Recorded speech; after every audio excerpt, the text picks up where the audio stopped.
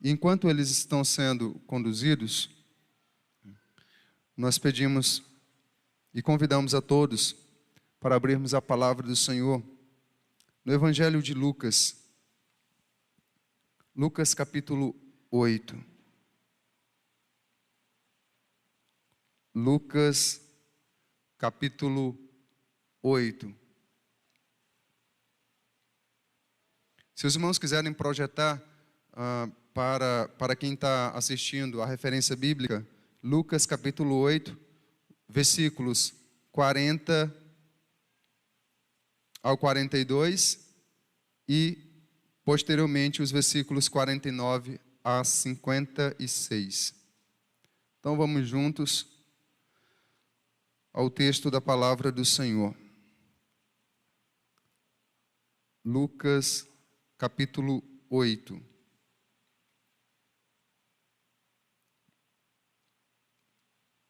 A partir do versículo 40, vamos ler do 40 ao 42 e depois do 49 ao 56.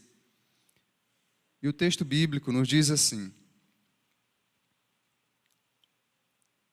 Quando Jesus voltou, a multidão o recebeu com alegria, porque todos o estavam esperando.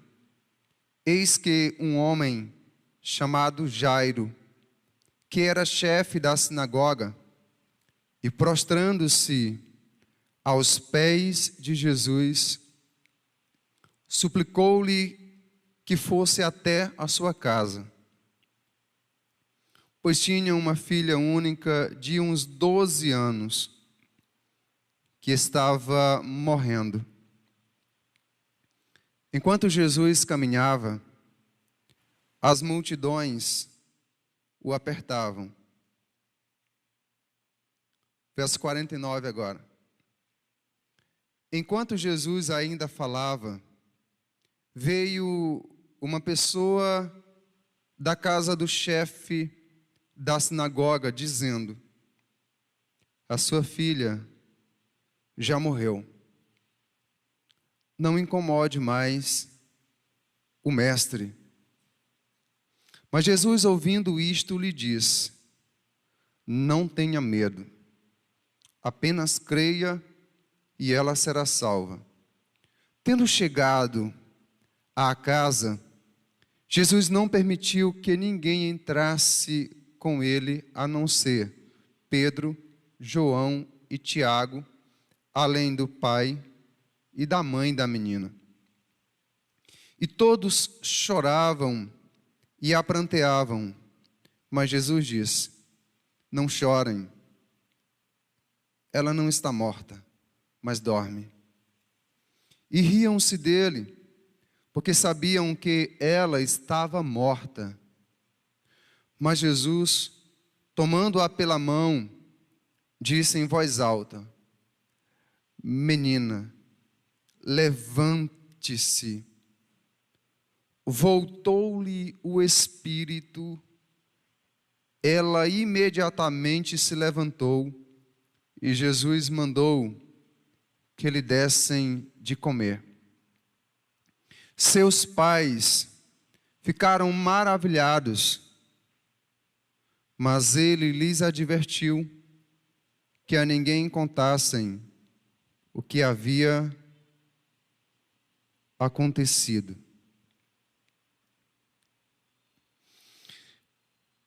Esta história, esta narrativa que descreve o milagre da fé, sendo este o tema que nós escolhemos para compartilhar nessa noite com todos que nos ouvem, ela se mistura com uma outra história, um outro milagre que nós já compartilhamos aqui dentro dessa série de estudos, Encontros Transformadores com Jesus.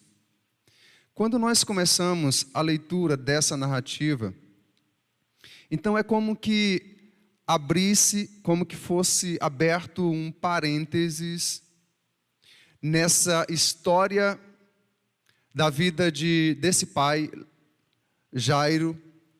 Abre-se um parêntese e é colocado um outro acontecimento do qual nós já falamos aqui.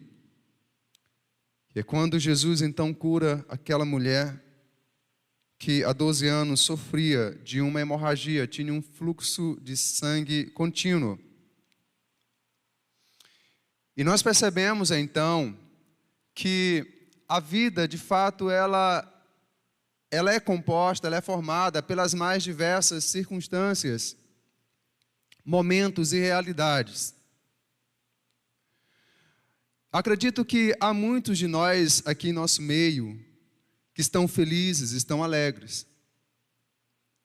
Mas existem outros dos que estão aqui e dos que estão nos vendo que não estão com essa mesma alegria, que se encontram com tristezas, ou pela solidão, ou talvez por uma enfermidade ou algum problema emocional, enfim. A vida de fato é desta forma. Nós temos essa mulher que se alegra pela cura que recebe, mas nós temos uma família que está chorando, uma família que está enlutada. Algo mais que eu quero compartilhar ainda sobre o contexto desse milagre, dessa narrativa bíblica, é porque Jesus havia realizado um outro grandioso milagre. Ele havia atravessado o mar da Galileia e chegou nas terras dos Gerazenos, ou dos Gadarenos. E lá ele encontrou um ser humano que estava em um estado deplorável. Estava vivendo uma vida de completa ruína e destruição. Estava possuído por demônios. E Jesus então o cura. Mas por conta de alguns acontecimentos, como por exemplo, os demônios pedem para que Jesus não os mandem de volta para o abismo, mas eles pedem autorização para entrarem nos porcos. Jesus assim autoriza e eles entram nos porcos e os porcos se precipitam no abismo. E aquela situação assusta os moradores de Gadara. E no texto anterior a essa narrativa desse milagre da fé, é-nos dito que os moradores da região de Gadara expulsaram Jesus. Eles mandaram Jesus ir embora da sua terra. Eles não queriam a presença de Jesus na terra deles, não queriam a presença de Jesus na cidade deles. E há muitas pessoas que fazem isto com Jesus. Elas não querem Jesus em suas vidas, elas não querem Jesus em sua família, e elas expulsam Jesus para fora, com as suas ações, com as suas atitudes. Há muitos governantes que não querem Jesus em suas cidades, em seus estados, em suas nações, em seus países. Eles não querem. Porém, existem muitos outros que reagem de uma forma diferente. Enquanto que os moradores de Gadara expulsaram Jesus, não queriam Jesus, quando nós chegamos, então, no início dessa narrativa que nós lemos em Lucas, nós percebemos, ela está registrada também em Mateus capítulo 9 e Marcos capítulo 5. É-nos dito que quando Jesus chega, ele vem, ele atravessa de volta o mar da Galileia, e quando ele chega, então, ele é recebido com alegria. Há um povo ali que o recebe com alegria. E é evidente que, em meio a esse sentimento de alegria, nós precisamos destacar: existe também o sentimento de choro e o sentimento de luto. Há um homem enlutado. Quantos dos irmãos aqui, dos pais e mães presentes, têm filha na idade de 12 ou 13 anos aí, entre 12, 13, 14 anos? Levante a mão. Ok.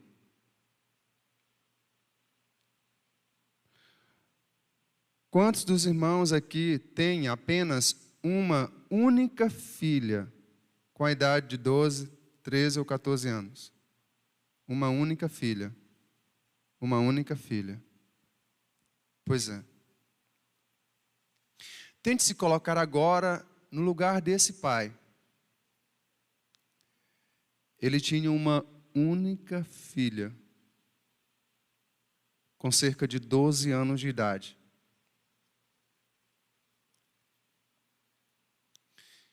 E a morte, então, chega em sua casa.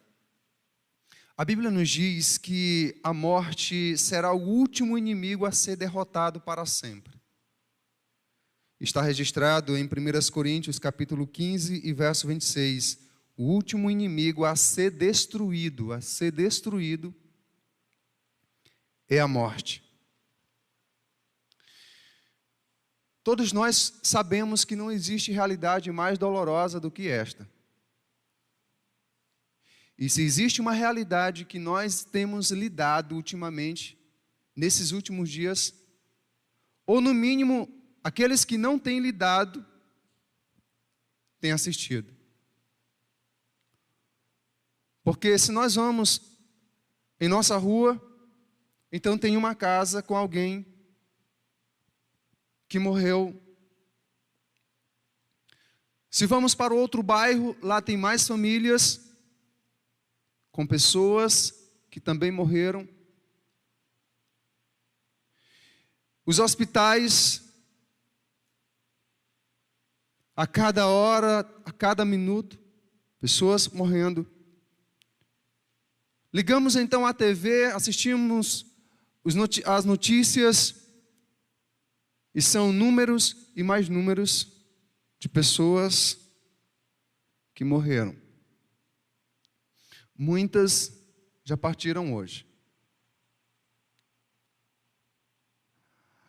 A morte não respeita raça, credo, beleza, idade, posição social. Eu sou rico que nado em dinheiro. A morte não respeita. Eu sou tão pobre que todos devem ter pena de mim. A morte não tem. Eu sou letrado, tenho inúmeros diplomas pendurados em quadros em meu escritório. A morte não respeita. Eu sou analfabeto. A morte não respeita.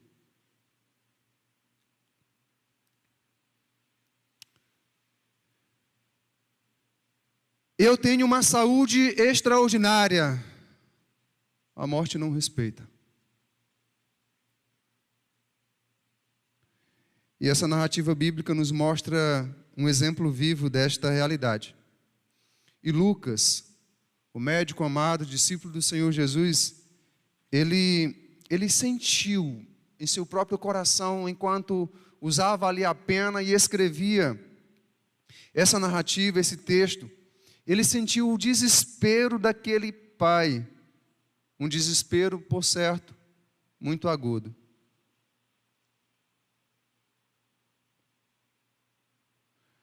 Eu conversava recentemente com um pai,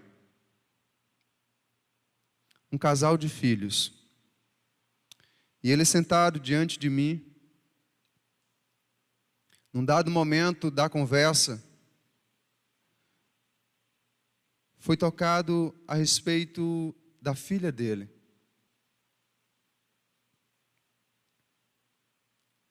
Que partiu para o Senhor com mais ou menos esta idade.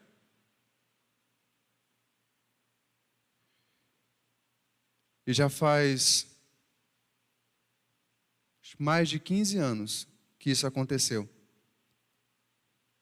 E quando ele começou a falar comigo, a sua voz travou.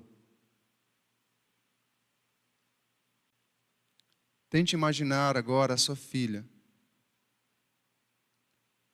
Tente sentir o amor pulsando em seu coração. o que você faria por ela?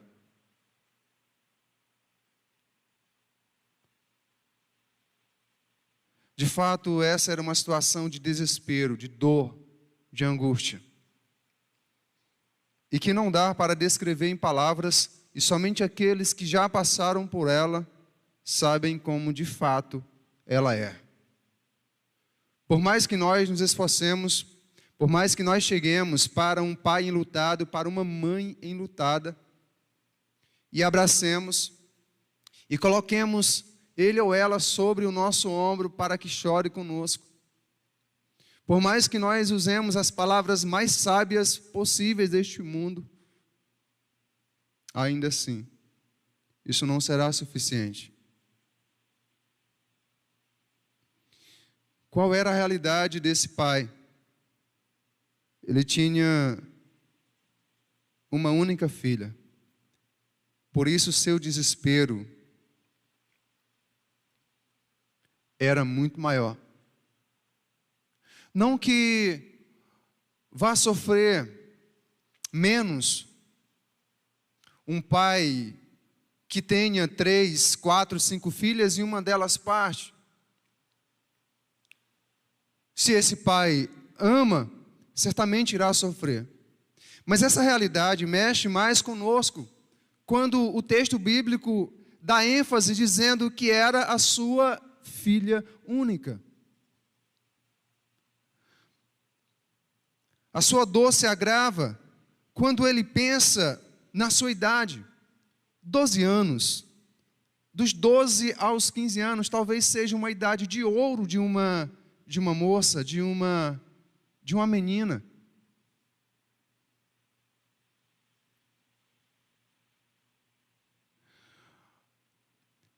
A dor de Jairo, ela tem um outro agravante. Ele era um homem muito respeitado em sua cidade. O texto bíblico diz que ele era o chefe da sinagoga. Tinha alcançado o posto mais alto que a vida podia lhe dar diante dos olhos do seu povo.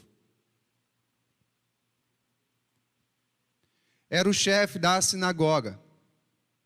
Era o líder religioso da sua cidade. O posto mais alto que um homem com toda a dignidade poderia alcançar diante do seu povo. Tinha alcançado muito na vida, porém estava perdendo o mais precioso. E sua riqueza e seu prestígio não podiam fazer nada. A influência que ele tinha, os bens que possuía, não podiam fazer nada diante dessa realidade dolorosa e desesperadora. Mas o que fazer quando os outros dizem, não há mais nada o que fazer? Porque quando nós olhamos Marcos capítulo 5, versículo 35, enquanto Jesus ainda falava, chegaram alguns da casa do chefe da sinagoga dizendo, a sua filha já morreu, por que você ainda incomoda o mestre? Eu vou refazer a pergunta, o que fazer quando os outros, ou quando todos nos dizem, não há mais nada o que fazer? E aqui eu aprendo, através dessa passagem preciosa da Escritura, que é possível sim fazer algo. É possível ir além, mesmo quando muitos ou todos dizem, não há mais o que fazer. Em primeiro lugar, prostre-se aos pés do Senhor. O versículo 41 nos diz, eis que veio um homem chamado Jairo, que era chefe da sinagoga, e prostrando-se aos pés de Jesus, suplicou-lhe que fosse até a sua casa. Inúmeras vezes nós temos pregado, nós temos falado, nós temos anunciado que aos pés de Jesus é sempre o melhor lugar para estarmos.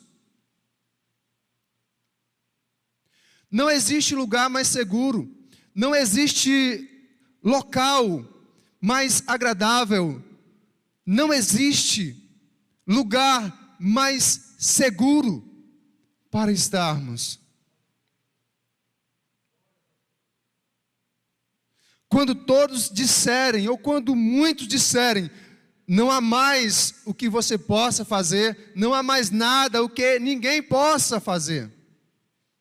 Então é justamente nesta hora que você e eu devemos nos prostrar aos pés do Senhor Jesus. Lance fora o orgulho e a soberba, pois estas atitudes nos mantêm afastados de Deus. Jairo fez isso, ele lançou fora qualquer orgulho, qualquer soberba em seu coração e achou graça diante do Senhor Jesus. Precisamos dizer aqui que, como chefe da sinagoga, ele era um judeu. E os judeus perseguiram Jesus.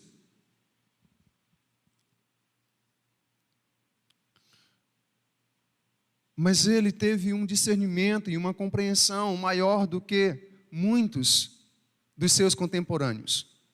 Ao invés de perseguir Jesus, e ao invés de ficar sentado na cadeira do seu orgulho,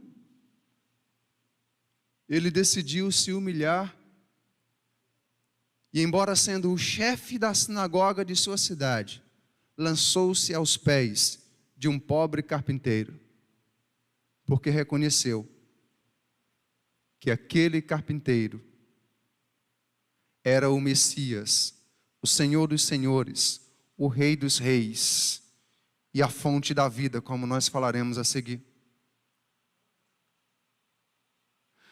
Maria, quando seu irmão Lázaro adoeceu e morreu repentinamente, tomou a mesma atitude, ela correu e se lançou aos pés de Cristo. Evangelho de João, capítulo 11, versículo 32, quando Maria chegou ao lugar onde Jesus estava, ao vê-lo, lançou-se aos seus pés, dizendo: se o Senhor estivesse aqui, o meu irmão não teria morrido. Meus amados irmãos, igreja do Senhor, igreja presente aqui e em casa, esse tempo é mais do que oportuno para nós nos lançarmos, para nós nos prostrarmos aos pés do Senhor e para passarmos tempo aos pés do Senhor. Eu tenho dito, tanto lá no grupo do Juntos em Oração, como também nas oportunidades que tivemos esses dias em nossas transmissões, que tem sido edificante, tem sido encorajador, tem sido restaurador para as nossas vidas, esse tempo de oração que nós temos passado aos pés do Senhor Jesus. Assim eu tenho sentido em meu coração, assim eu tenho percebido em minha vida, e eu espero que esta seja também a sua percepção. Mas o que mais aprendemos ainda olhando para a vida desse homem, para essa passagem bíblica? O que fazer quando todos dizem que não há mais o que fazer?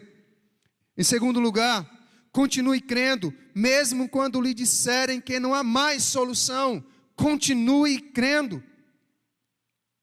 E continuar crendo é ouvir somente uma voz. Em Lucas capítulo 8, versículo 50, mas Jesus, ouvindo isto, lhe disse: não tenha medo, apenas creia e ela será salva. Marcos capítulo 5, verso 36, mas Jesus, sem levar em conta tais palavras, disse ao chefe da sinagoga: não tenha medo, tenha fé.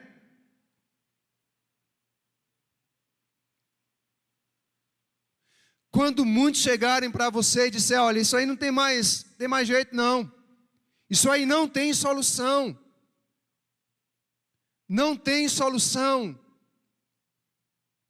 continue crendo, continue firme em sua fé. Todas as vezes que nós fixamos o olhar na gravidade dos problemas ou nas circunstâncias que nos são contrárias, começamos a naufragar na fé e a cair em ruína de vida. Quando os nossos olhos, eles se fixam nas circunstâncias adversas, nos problemas, nas dificuldades, na dor, na doença, começamos a naufragar na fé e a colocar em ruína a nossa vida. E foi justamente isso que aconteceu com Pedro. Em Mateus capítulo 14, eles estão no meio do mar e há uma tempestade. E Jesus então se aproxima, caminhando sobre as águas. E Pedro então, ali duvidando se era o Senhor ou não, ele diz: se realmente é o Senhor, então me ordenem que eu caminhe sobre as águas até o Senhor. E o Senhor então diz: venha. E Pedro vai e começa a andar sobre as águas. No versículo 30, eu quero convidar toda a igreja para ler comigo. É o tempo que eu vou tomar água aqui.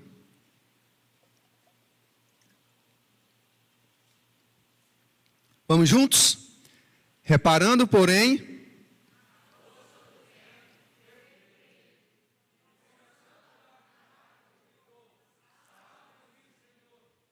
por que ele começou a afundar aqui? Porque ele tirou os olhos da única pessoa a quem ele jamais deveria deixar de olhar. Ele tira os olhos de Jesus, ele tira os olhos da glória de Jesus e começa a reparar nas circunstâncias, na força do vento e nas ondas impetuosas que estão ali. E quando ele faz isso, ele começa então a afundar. É exatamente isso que acontece conosco. E que tem acontecido com muita gente. Afundaram, estão afundando, porque estão com os olhos fixos nas circunstâncias. Devemos nos lembrar da exortação do Senhor na carta aos Hebreus, capítulo 11, verso 1. Ora, a fé é a certeza de coisas que se esperam, a convicção de fatos que não se veem, pois pela fé os antigos obtiveram bom testemunho. Pela fé entendemos que o universo foi formado pela palavra de Deus, de modo que o visível veio a existir das coisas que não são vistas. Versículo 6. De fato, sem fé é impossível agradar a Deus, porque é necessário que aquele que se aproxima de Deus creia que Ele existe e que recompensa os que o buscam. Eu lembro-me ainda das palavras do apóstolo Paulo, em sua carta aos Efésios, capítulo 3. No verso 17, ele diz assim: pela fé, e assim pela fé que Cristo habite no coração de vocês, estando vocês enraizados e alicerçados em amor. Verso 20. Ora, aquele que é poderoso para fazer infinitamente mais do que tudo o que pedimos ou pensamos, conforme o seu poder que opera em nós, a Ele seja a glória na igreja e em Cristo Jesus, por todas as gerações, para todos sempre. Amém. Amém. Ele é poderoso para fazer infinitamente mais do que você pensa, do que eu penso, do que nós imaginamos, do que nós esperamos. Infinitamente mais, para a glória do seu nome.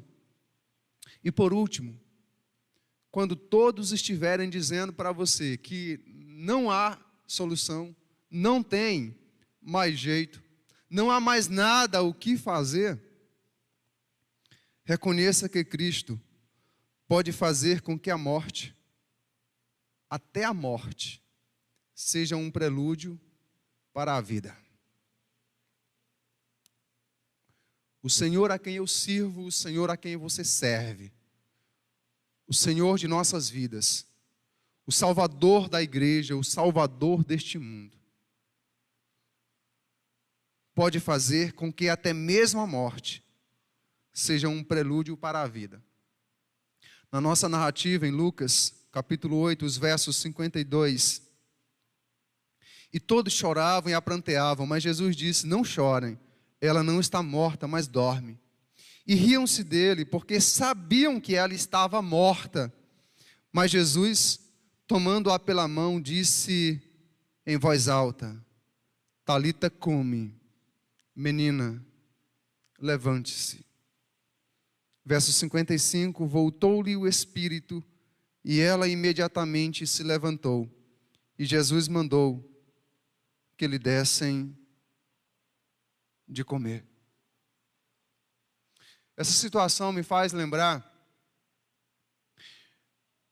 de uma estratégia dos saduceus. Eles se aproximam de Jesus, lá em Mateus capítulo 22. E os saduceus, eles não acreditavam em ressurreição, eles negavam a realidade da ressurreição. E Jesus então repreende eles dizendo o seguinte: o erro de vocês está no fato de não conhecerem as Escrituras nem o poder de Deus. Se vocês não acreditam na ressurreição dentre os mortos, então é porque não observam atentamente as Escrituras. E quanto à ressurreição, verso 31, vocês nunca leram o que Deus disse a vocês? Eu sou o Deus de Abraão, o Deus de Isaque e o Deus de Jacó. Agora observe o que Jesus fala no final. Ele não é Deus de mortos, e sim, Ele não é Deus de mortos, e sim de vivos. De vivos. Não existe realidade de morte para Deus, para o Senhor. Foi por esta razão que, diante da morte do seu amigo Lázaro, ele fez uma das maiores declarações durante o seu ministério terreno aqui. Em João capítulo 11, versículo 25 e 26, Jesus declarou: eu sou a ressurreição e a vida, quem crê em mim, ainda que morra, viverá. E todo que vive e crê em mim não morrerá eternamente. Você crê nisso? Você crê nisso?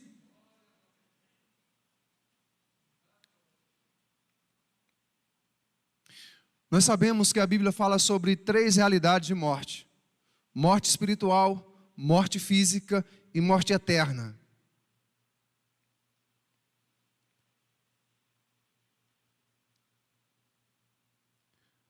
A única morte que depois que ela acontecer, não tem reversão para ela, é a morte eterna. Porque é uma separação eterna e definitiva de Deus, no lago que arde com fogo e enxofre. Porém, desse lado da vida, nesta realidade, a morte eterna pode ser evitada. Como?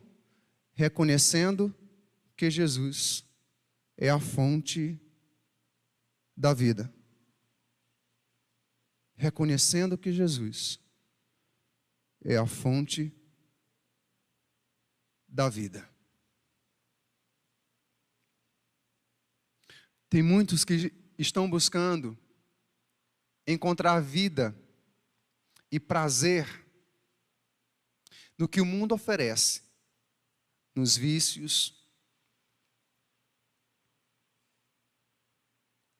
no sexo fora do casamento, prostituição, adultério, no engano. Tem buscado encontrar sentido e prazer para a vida nas baladas, nas bebidas, e nada disso proporciona o que buscam. Pois estes caminhos só levam para um lugar: para a morte. Morte eterna. Se queremos a verdadeira vida, não há outra fonte.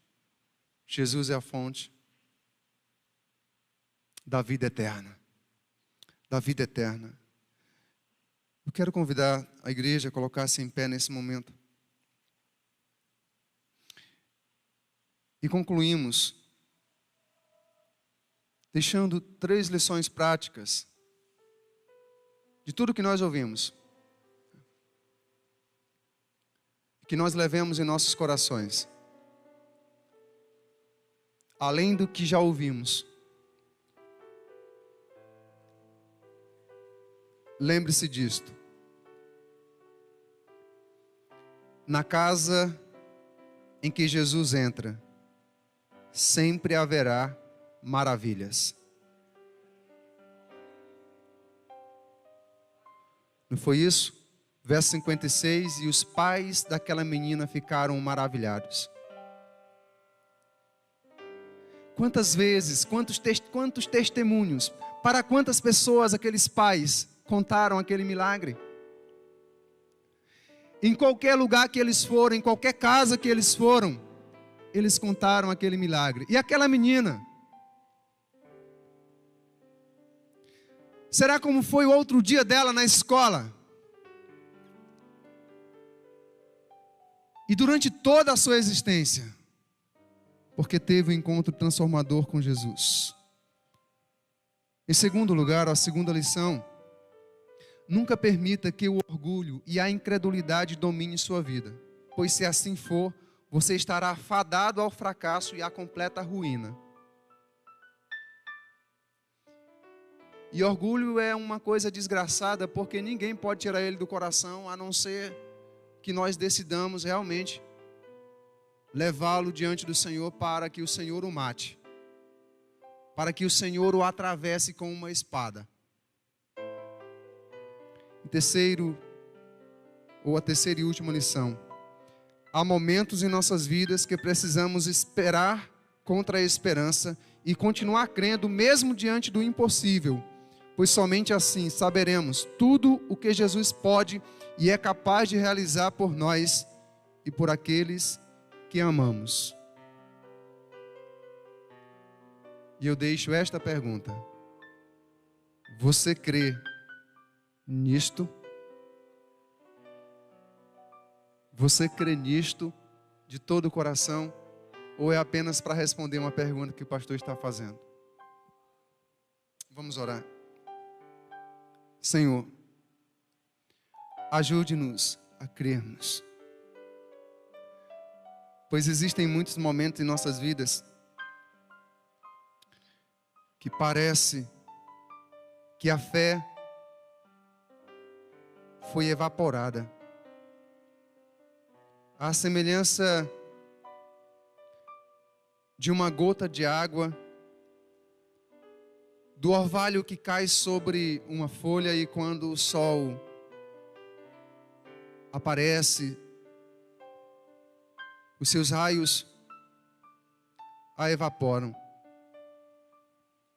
Assim, muitas vezes sentimos em relação à nossa fé, diante dos problemas, das lutas, das provações, das dificuldades.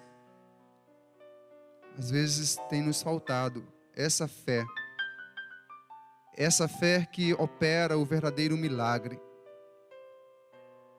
Amado Senhor, tome cada coração aqui em Tuas mãos, tome esta igreja em Tuas mãos. São Teus filhos. A igreja que está em casa também nesse momento. Existem muitos irmãos que estão reunidos nas várias casas desta cidade, em todos os bairros, nas outras cidades do Maranhão, do Brasil e do mundo, por conta da situação de pandemia que estamos vivendo. Mas eles estão Te buscando, estão orando e lendo a Tua palavra. Sabemos que existem muitos que naufragaram na fé, que aproveitaram essa situação para se entregarem de vez ao pecado e para se afastarem de vez do Senhor, que é a fonte da vida. Oramos por eles para que o Senhor tenha misericórdia e se compadeça. Espírito Santo, oro para que haja salvação, oro para que haja reconciliação na vida daqueles que se encontram afastados, que se encontram separados do Senhor. Que o Teu Espírito esteja assim, renovando nossa fé e nos ajudando a crescermos na graça e no conhecimento do nosso Senhor e Salvador Jesus Cristo. Assim oramos e Te agradecemos, em nome de Jesus. Amém. Graças a Deus.